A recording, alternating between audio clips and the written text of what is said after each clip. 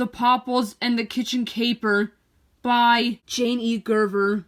Illustrated by Michael Forian.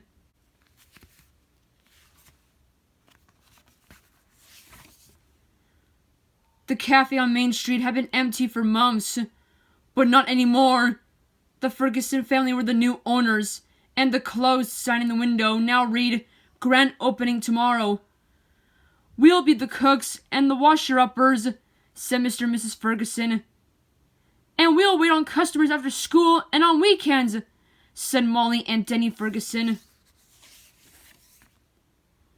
The Fergusons were not the only ones excited by the new Main Street Cafe. There were 9 friendly, furry creatures living there in the kitchen, in the pantry, and in the dining room. Perhaps you've heard of them?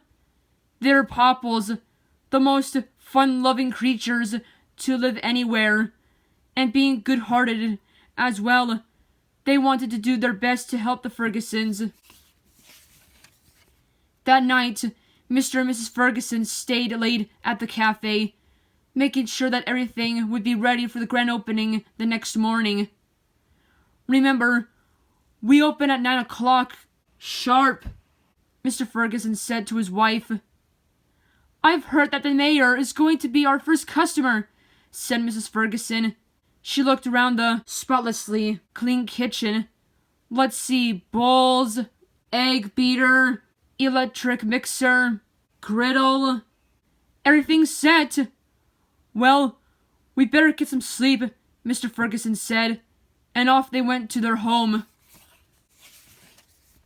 No sooner had the cafe door clicked shut than the Popples popped out from their hiding places. "I'm so excited," said Potato Chip Popple, jumping up and down and making funny noises. "A new restaurant is just what this town needs," said Pancake Popple, who loved to eat. "And what the Fergusons need is a little bit of extra help around here," said Party Popple. "Let's make sure that their grand opening is the grandest yet." PC Popple took 2 eggs out of the egg carton. Whistling to himself, he began juggling them. Putter Popple tossed PC some more eggs, and PC kept them all in the air. Then, one by one, the eggs fell down, knocking against a large bowl that was on the counter. Crack! Splash! Into the bowl they fell. Puffball Popple neatly scooped the eggshells out. "That's one thing that should never be in scrambled eggs," she said, as she poured in some milk. Whoosh! Pretty Bit Popple went skating across the griddle, with bars of butter under her feet. "I may be little, but I'll grease this griddle," she said merrily. "Look at me! Look at me!" Puzzled Popple called out.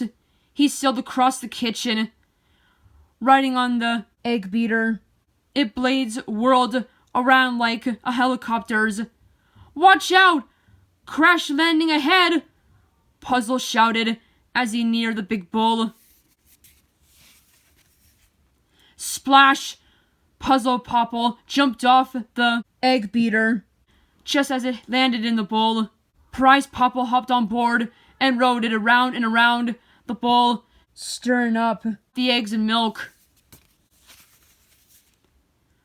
"All aboard the kitchen carousel!"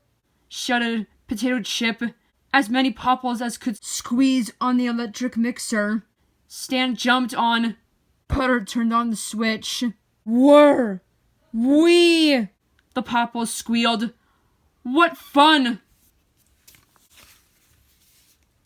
PC and Party Popple raced down the lunch counter and collided with each other. Crash!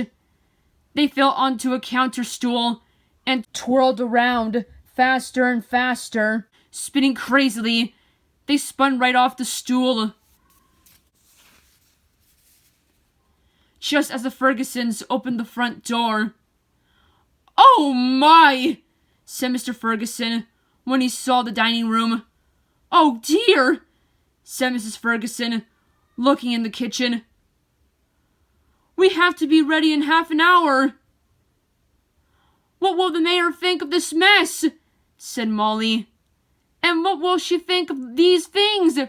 asked Denny. He looked down at the embarrassed Popples clustered under the counter. "We're the Popples, and we only meant to help. We'll fix everything, and it will be even better than before," said the Popples, all talking at once. "We're really sorry," Party Popple added. The Fergusons just stood there, too surprised to speak.